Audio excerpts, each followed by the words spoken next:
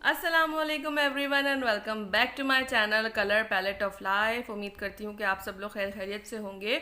आज मैं आप लोगों के साथ जो वीडियो शेयर कर रही हूँ इसमें मैं कंप्लीट नॉलेज दूंगी आपको कैलीग्राफी के बारे में। जो भी लोग कैलीग्राफी स्टार्ट करना चाहते हैं, बिगनर्स हैं, उनके लिए वीडियो बहुत हेल्पफुल होगी। आई नो कि वीडियो थोड़ी लंबी ज़रूर है, लेकिन प्लीज़ आपने इसको एंड तक देखना है। अगर आपको कैलीग्राफी करने का शौक़ है तो आपके लिए वीडियो बहुत इंपॉर्टेंट है। तो कैलीग्राफी स्टार्ट करने के लिए सबसे पहले हमें ज़रूरत होती है एक अच्छी इंक की। जितना अच्छा आपका कलम और इंक होगा उतनी ही लिखने में आपको आसानी होगी। तो यहाँ पे इंक बनाने का भी एक प्रोसेस होता है। अगर आप कोई गाढ़ी इंक चूज़ करते हैं, प्रोफेशनल लेवल पे जो हम इंक्स इस्तेमाल करते हैं वो थोड़ी गाढ़ी होती हैं, तो उसको हम फिर रुई के अंदर डालते हैं। उसमें हम थोड़ा सा पानी डालते हैं और उस इंक को हम बनाते हैं, यानी कि उसको थोड़ा सा इस कंसिस्टेंसी में लेके आते हैं कि वो लिक्विड फॉर्म में हो और कलम को आसानी से फ़्लो कर सके, यानी कि इंक का फ़्लो अच्छा हो जब हम लिखें उसे। तो यहाँ देखें, यहाँ मैंने इस छोटे से डिबिया में डाला हुआ है, छोटे से कंटेनर में डाला हुआ है लिका। लिका ट्रेडिशनली इस्तेमाल होता है, कैलीग्राफर्स इसको यूज़ करते हैं। ये एक रेशम का धागा होता है, लेकिन अगर आपके पास नहीं हो ये तो आप रुई का इस्तेमाल कर सकते हैं ईजीली। रुई को आपने हल्का सा गीला करना है कि उसमें से पानी बह बह के नीचे नहीं गिरे। बस जैसी वो गीली हो आपने उसको कंटेनर में डालना है और उसके बाद आपने इंक डाल देनी है। अब बात आती है कि इंक कौन सी इस्तेमाल करें। तो यहाँ पे ये देखें, कुछ ब्रांड्स मैं आपको दिखा देती हूँ। एतदाल, ये मुझे बहुत पसंद है, पॉकेट फ्रेंडली है, 100-200 के अंदर ये आपको अवेलेबल है हर जगह पे जहाँ पे आज का सामान मिलता है। फिर मेरे पास ये कैली की इंक है। अच्छा, ये मेरे पास कॉपी है कैली की जो ओरिजिनल इंक है वो 1000 के करीब है और ये 200-300 की है। ये मैंने ली थी नज़र ब्रदर्स से, वो एक आर्ट शॉप है कराची के अंदर। इंशाल्लाह वो भी मैं आपको जल्दी दिखाऊंगी। और फिर यहाँ पे मैंने ये इंक बनाई हुई है। इस तरह से एक कंटेनर ले लें आप, ये इंक पॉट ही है। तो इससे इंक ख़त्म हो गई तो मैंने इसके अंदर अपनी जो इंक थी वो बना के रख ली है। साथ ही साथ अगर आप मुझसे पूछेंगे कि मुझे कौन सी इंक अच्छी लगती है तो मैं कहूँगी इकोलाइन। इकोलाइन की जो इंक है इसके अंदर आपको पानी वगैरह डालने की ज़रूरत नहीं पड़ती, बस आप रुई के अंदर इसको डाल दें और आराम से लिख लें, क्योंकि ये इंक का फ़्लो बहुत अच्छा है। ये गाढ़ी नहीं होती, ड्राइंग इंक है। उसके बाद कलम मैं आपको दिखा देती हूँ। मेरे पास कलम की जितनी वैरायटी है, जितने कलम कैलीग्राफी में इस्तेमाल होते हैं मेरे पास सारे हैं। तो ये हैं तुमार, ये बहुत अच्छे वुड के कलम हैं, ये इंडोनेशियन कलम है। और जो सबसे ज़्यादा इजीली हमें अवेलेबल है मार्केट में वो है बैम्बू कलम।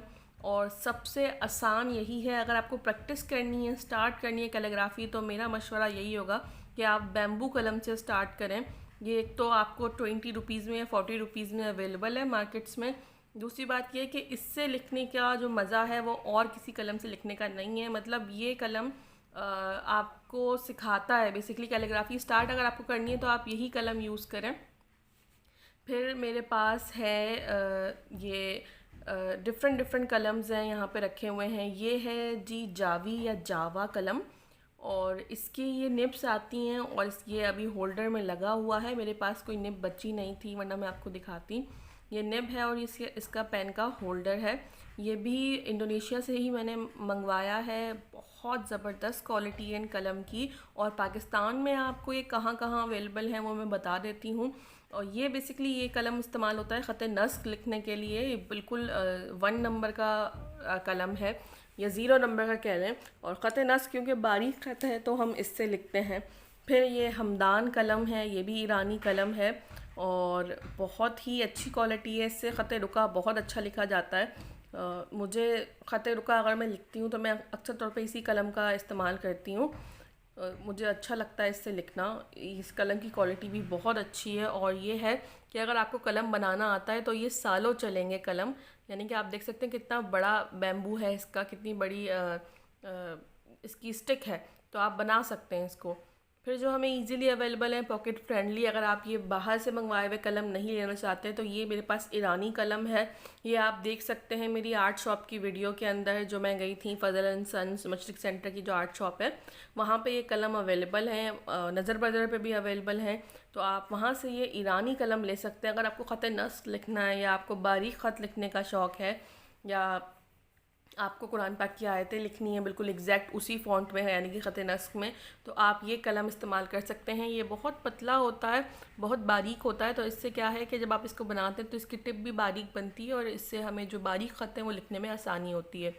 और यहाँ पे रैंडमली कुछ और कलम मेरे पास है, जैसे ये है ये जो पेन कह लें इसको या कलम कह लें इसको, ये जो पेन है ये मेटालिक कलम है, इसकी जो निब है वो मेटल की है और ये भी ये वुड के होल्डर के अंदर लगा हुआ है। इस तरह से इसकी निब अलहदा भी हो जाती है। और आई डोंट नो फोकस क्यों नहीं आ रहा, ये देखें ये देखें इस तरह से इसकी निब है। और ये भी ख़त नस्ख लिखने के लिए इस्तेमाल होता है। ये और बारीक अगर मुझे लिखना हो तब मैं इसको इस्तेमाल करती हूँ, क्योंकि ये ज़ीरो से भी कम है इसकी जो निब का साइज़ है। तो ये तो थे कुछ कलम, और ये सारे कलम आपको दराज पे अवेलेबल हैं और ऑनलाइन बहुत सारी इंस्टाग्राम पेजेस पे अवेलेबल हैं। अगर पॉसिबल हो सका तो मैं उनके नेम्स डिस्क्रिप्शन बॉक्स में दे दूँगी, वहाँ से देख लीजिएगा आप। फिर तीसरी इम्पॉर्टेंट चीज़ जो हमें चाहिए होती है वो चाहिए होता है अच्छा पेपर। तो जो इजीली अवेलेबल है कैलीग्राफी की प्रैक्टिस बुक, वो आप ये ग्लॉसी पेपर की बुक आती है, ये मस्टिक सेंटर पे भी अवेलेबल है, मतलब तमाम आर्ट शॉप्स पे अवेलेबल है। मेरी जो मैंने ली है वो मस्टिक सेंटर से ली है। और इसका जो पेपर होता है ये चिकना पेपर होता है, तो इससे ये देखें क्या होता है कि जब हम कलम से लिखते हैं तो हमें आसानी मिलती है, यानी कि कलम को आगे बढ़ाने में, आगे चलाने में ईजी रहता है हमारे लिए। अगर आप कोई ऐसा पेपर इस्तेमाल करेंगे जो इंक को जब्स कर लेगा, जैसे कैंसन शीट है, अगर आप वो इस्तेमाल करेंगे कैलीग्राफी के लिए कलम से लिखते वक्त, इंक से लिखते वक्त, तो क्या होगा कि वो जब्स कर लेगा और वो आगे नहीं चलेगा, यानी कि आप लिख रहे होंगे और इंक ख़त्म हो जाएगी। अब आप इसका देख सकते हैं कि ये देखें एक बार मैंने इंक ली है और ये देखें कितनी दूर तक, मतलब 3 इसने स्ट्रोक्स बिल्कुल सही दिए हैं। फिर कैलीग्राफी के डिफरेंट फ़ॉन्ट्स हैं, जैसे ये है ख़त सुम्बुली, और ये सारे फ़ॉन्ट्स जो हैं कैलीग्राफी के, जितने भी ख़त हैं कैलीग्राफी के, वो सब नुक्तों के अंदर डिवाइडेड हैं। ये ट्रेडिशनली चला आ रहा है, मतलब इस्लाम से इसका रिलेशन है, और ये ट्रेडिशनली सहाबा कराम के ज़माने से ये रूल्स सेट हैं। ये है ख़त रुका, और ख़त रुका भी इसी तरह से नुक्तों के अंदर बटा हुआ है, यानी कि इसकी लेंथ आपने नुक्तों में मेजर करके लिखनी होती है, जैसे 3 नुक्तों का अलिफ बनता है, और इसके नुक्तों की लेंथ भी अलग अलग होती है। ये ख़त दीवानी है, आप देख सकते हैं यहाँ पे लिखा हुआ है, ख़त दीवानी भी नुक्तों के अंदर डिवाइडेड है। ये भी ख़त दीवानी है, ये थोड़ा छोटा लिखा हुआ है। और साथ साथ इनको कहते हैं मुफ़रादात। और ये नीचे जो आप देख रहे हैं स्वाद स्वाद स्वाद, यानी कि एक लफ्ज़ को दूसरे लफ्ज़ से मिलाने को कहते हैं मुरक्कबात, यानी कि 2 लफ्ज़ का मुरक्कब। इनकी प्रैक्टिस होती है, इनकी बाकायदा पूरी सीरीज़ चलती है, जैसे बे को बे से मिलाना, फिर बे को जीम से मिलाना, फिर इस तरह से जीम आता है, जीम को बे से मिलाना, जीम को जीम से मिलाना। और ये है ख़त सुलुस, जिसको हम कहते हैं ताजुल खुतूत, यानी कि तमाम ताज का बादशाह। इसके हर लफ्ज़ पे इस तरह से ये देखें ताज आ रहा होता है, जैसे इसके अलिफ़ पे ताज है, इसी तरह से इसके दाल पे, रे पे ताज है। तो ये है ताजुल खुतूत, और अक्सर तौर पे कुरान पाक इसमें भी लिखा जाता है। ख़त नस्ख में और ख़त सुलुस में बहुत सारी सिमिलैरिटीज़ हैं, बहुत ज़्यादा सिमिलर हैं दोनों एक दूसरे से। और ये देखें ये लिखा हुआ है ख़त नस्ख, जो कि कुरान पाक का फ़ॉन्ट है। अगर आप कुरान पाक पढ़ते हैं तो आपको पता लग गया होगा कि ये कुरान का फ़ॉन्ट है, और अक्सर तौर पे कुरान पाक इसी में लिखा हुआ होता है। तो ये मेरे हाथ की कुछ चीज़ें लिखी हुई हैं, और ये जो नाम लिखा हुआ है ये मेरे उस्ताद जिनसे मैंने सीखा है उन्होंने लिखा हुआ है। ये है ख़त दीवानी जली। अच्छा, इनमें 2 टाइप्स हैं। जली का मतलब होता है बड़ा, और ख़फ़ी का मतलब होता है छोटा। जो मैंने आपको पहले ख़त दीवानी दिखाई जिसके ये मुरक्कब नीचे दिख रहे हैं आपको पेपर पे, ये छोटे हैं, यानी कि छोटी है ख़त दीवानी। और ये जो है जली है, इसके अंदर हमें आज़ादी होती है कि हम अपनी मर्ज़ी से छोटा या बड़ा करके लिख सकते हैं। बाकी ख़तों के अंदर हमें आज़ादी नहीं होती, उसके मैंने आपको बताया कि रूल्स सेट हैं। फिर मैं आपको कुछ ट्रेडिशनली पेपर बता देती हूँ, ये मैंने अपने चैनल पे इनकी वीडियो बनाई हुई है, इसको आप जाके देख सकते हैं। और ये देखें ये जो है ना ये हैंडमेड पेपर है, आप देख सकते हैं कि इसके अंदर ये बारीक बारीक से रेशे हैं। जब आप इस पे एग वॉश करते हैं तो ये ग्लॉसी हो जाता है और आपको लिखने में आसानी मिलती है। उसकी वीडियो मैं आपको आई बटन में मेंशन कर दूँगी। फिर मैंने ये सब सीखने के लिए, ये सब पढ़ने के लिए थोड़े बहुत अपने नोट्स भी बनाए हुए हैं, ताकि मुझे याद रहे, या अगर कभी कभार मुझे कोई चीज़ इन्फॉर्मेशन मेरे जहन से निकल जाती है तो मैं एक बार इनको पढ़ लेती हूँ। तो ये देख सकते हैं कि जो हिस्ट्री स्टार्ट हुई है ख़त कूफ़ी से स्टार्ट हुई है, ख़त हीरी से स्टार्ट हुई थी बेसिकली, फिर ख़त कूफ़ी आया। कूफ़ी की भी 2-3 किस्में हैं, और ये हमारे पास और मज़ीद अलिफ़ मैंने लिखे हुए हैं, सिर्फ ये अलिफ़ ही लिखे हुए हैं अलग अलग फ़ॉन्ट्स के अंदर। ये देख सकते हैं ख़त रुका में लिखा हुआ है, फिर ख़त दीवानी ख़फ़ी में लिखा हुआ है नीचे, और जो लास्ट वाला है वो मैंने लिखा हुआ है ख़त दीवानी जली में। इसके ऊपर ये इस तरह से ये देख सकते हैं आप डिज़ाइन है, ये ख़फ़ी और ये जली, ये इन दोनों में बहुत ज़्यादा फ़र्क है। फिर ये है ख़त सुलुस, क्योंकि इसके ऊपर ताज है, और यहाँ पे थोड़ा सा नुक्ता भी मैंने डिफ़ाइन किया हुआ है कि नुक्ता कितने डायमीटर का होना चाहिए, कितने पॉइंट्स का होना चाहिए। और ये थोड़ी सी मेरी प्रैक्टिस है जो बहुत पुरानी है। अब मैंने लिखती हूँ तो ऐसा नहीं लिखती हूँ, अल्हम्दुलिल्लाह अब मेरा हाथ काफ़ी बेहतर है, क्योंकि इन प्रैक्टिस जब हम रहते हैं तो हमारे लिए आसानी होती है। तो यहाँ पे मैंने बिल्कुल पूरा सिलसिला शुरू किया हुआ है नुक्ते के बारे में समझने के लिए। तो देखें, आम नुक्ते के बारे में लिखा हुआ होता है इसमें, मतलब नुक्ता आपका जो कट होता है कलम का वो 60 डिग्री का होता है। फिर यहाँ डिफरेंट डिफरेंट नुक्तों के साइजेस मैंने लिखे हुए हैं, जैसे ख़त रुका है, ख़त सुलूस है। आप इसको पॉज करके देखेंगे तो आपको आसानी हो जाएगी देखने के अंदर और समझने के अंदर, क्योंकि मैंने लिखा हुआ सही तरह से आप देख सकते हैं, इसको पढ़ सकते हैं। और बाकी ये है, ये चीज़ें हमें ख़ुद भी समझने को मिलती हैं, यानी कि ख़ुद हम इसको याद करें तभी हमें ये चीज़ें आती हैं। और इन प्रैक्टिस रहे बंदा तो आसानी होती है। इन प्रैक्टिस से ये होता है कि आपकी ये चीज़ें जहन से बाहर नहीं निकलती। टोटल 12 ख़त हैं, जिसमें कुछ कम भी हैं, कुछ ज़्यादा भी हैं, कुछ मॉडर्न ख़तूत भी हैं जो कि अब आ रहे हैं, लोग बना रहे हैं उनको। तो ये देखें, ये है ख़त दीवानी, और ये मैंने एक रोज़ की शेप में लिखा हुआ है, सॉरी एक ट्यूलिप की शेप में मैंने इसको लिखा हुआ है, बिस्मिल्लाहिर्रहमानिर्रहीम। तो ये ख़त दीवानी है, दीवानी जली है, दोबारा बता रही हूँ, जली इसलिए कह रही हूँ क्योंकि बड़ी है। तो क्या है कि इसको आप किसी भी शेप में लिख सकते हैं। इसी तरह से ये ख़त सुलूस में मैंने लिखा हुआ है, और ये ख़त दीवानी की कुछ मुरक्कबात की प्रैक्टिस मैंने की हुई है इस बुक पे। और ये भी एक बिस्मिल्लाहिर्रहमानिर्रहीम मैंने लिखी हुई, जिसके अंदर अभी कुछ कमी है, इसको मैंने फिल करना है पूरा। और ये भी कुछ मुरक्कबात हुए हुए हैं। तो मुरक्कबात इसी तरह से होते हैं कि एक लफ्ज़ को हमें पूरी सीरीज़ से मिलाना होता है। और फिर ये लिखी हुई है मैंने ख़त दीवानी ख़फ़ी के अंदर, अल्हम्दुलिल्लाह। तो यहाँ आप देख सकते हैं कि इसके अंदर ज़बर ज़ेर पेश नहीं थे। ज़बर ज़ेर पेश इसलिए नहीं थे क्योंकि उसमें लगते नहीं हैं। अक्सर तौर पे मुझसे लोग जो सवाल पूछते हैं, स्टूडेंट्स पूछते हैं, क्योंकि मैं एज अ कैलीग्राफी टीचर रह चुकी हूँ, तो वही अक्सर तौर पे बच्चे पूछते हैं कि मिस ये हम ज़्यादा से ज़्यादा जैसे ख़त दीवानी है उसमें हम ये शेप्स क्यों लगाते हैं।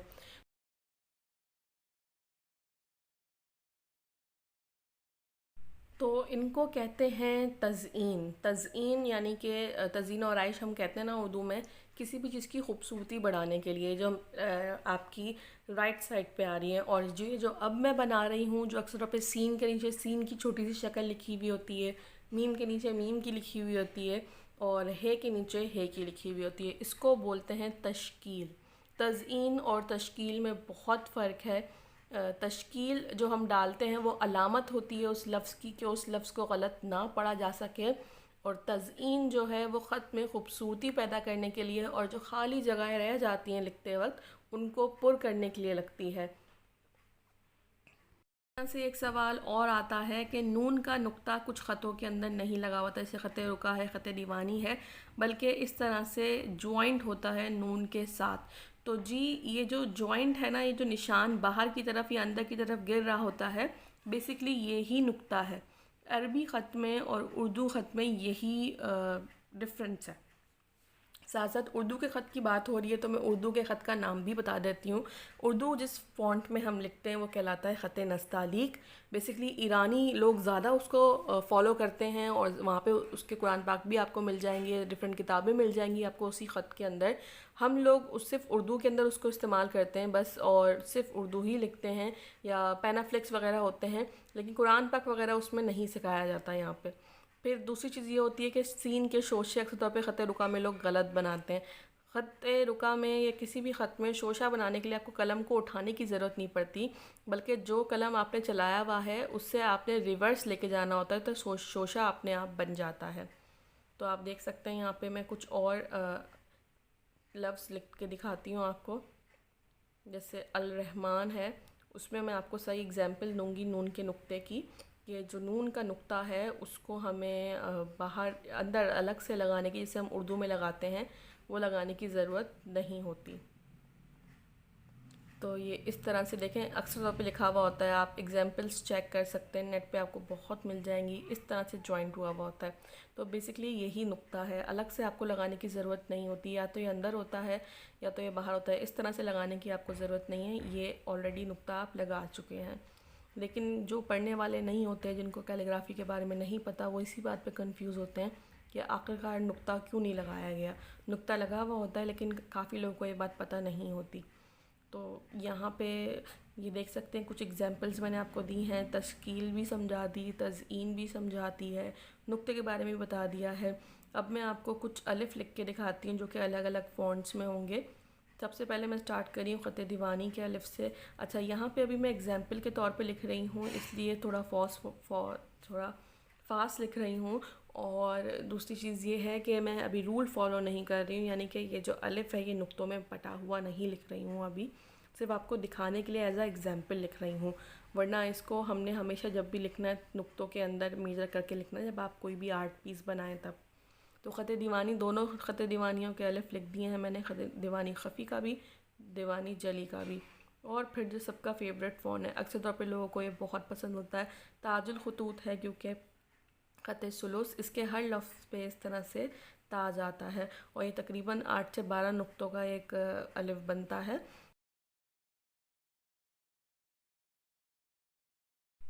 ख़त सुलूस का जो नुक्ता है वो काफ़ी बड़ा होता है सारे ख़तों के लिहाज से, अगर आप देखा जाए तो ये दीवानी ख़फ़ी का भी लिख दिया है, जली का भी लिख दिया है। अब ख़त रुका का नुक्ता बड़ा, ख़त रुका सीखने के लिए बहुत आसान है। जब भी आप स्टार्ट करें ख़त रुका से ही करें। बेसिकली जिस तरह से हम उर्दू लिखते हैं, इस तरह से सऊदी अरब में जब अरबी लिखी जाती है वो ख़त रुका में लिखी जाती है। और ये मैं साथ साथ ख़त दीवानी का बे बना रही हूँ। सबके अलिफ बे अलग हैं, यानी कि सबके लिखने के अंदाज़ अलग हैं। आप ये नहीं समझ सकते कि सिर्फ जिस तरह से हम उर्दू में लिख लेते हैं ना, ऐसा नहीं है।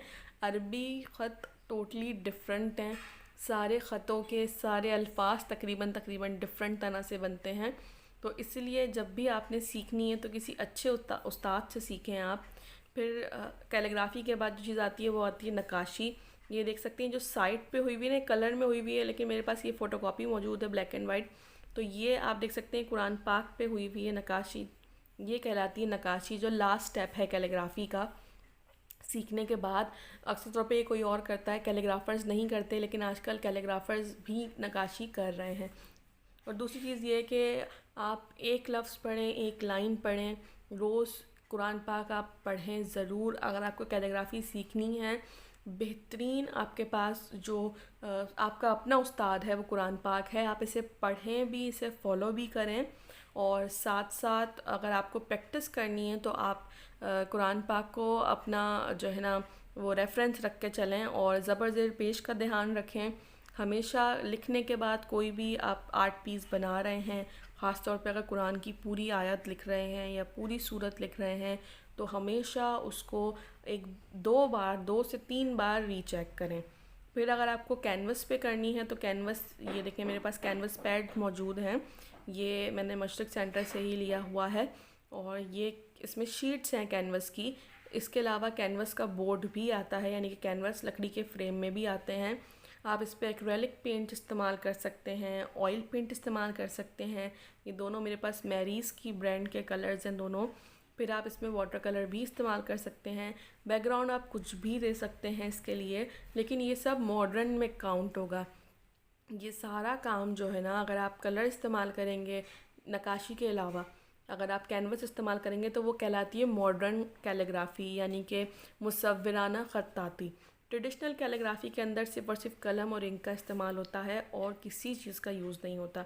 सो आई होप कि आपको कैलीग्राफी के बारे में सारी बातें समझ में आई होंगी और मेरी वीडियो अच्छी लगी होगी। और ज़्यादा से ज़्यादा इस वीडियो को शेयर कीजिएगा, ताकि अगर किसी को इन्फॉर्मेशन नहीं है इस बारे में तो मिल सके। आई होप कि वीडियो आपको पसंद आई हो। इंशाल्लाह एक नई वीडियो के साथ मुलाकात होगी, तब तक के लिए अल्लाह हाफ़िज़।